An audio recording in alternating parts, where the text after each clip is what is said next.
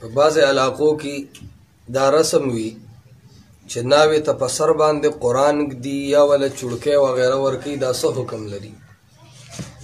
ګوره د جاهلیت د دور نه مسلمانانو کې رنگ رنگ بدعات او رسم و رواج موجود دي.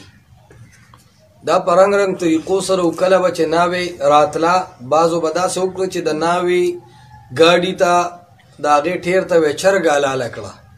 چا به داسې وکړو چې غنم به پې اول ونوستل چې غنم بیا منکره زیاتي. چا به پې چیني ونوسته چې خوشحالۍ ډېرې زیاتې وي. څوک دغسې وي چې ناوې له په سر باندې قرآن ږدي. څوک چې کوم دی داسې چې ناوې سره چاړه ګرځوي وي چې دا بیا زړوری. دا ټول ګناهونه دي، شرکي عقایدو ته منسوب خبرې دي، غلط رسم و رواج دی.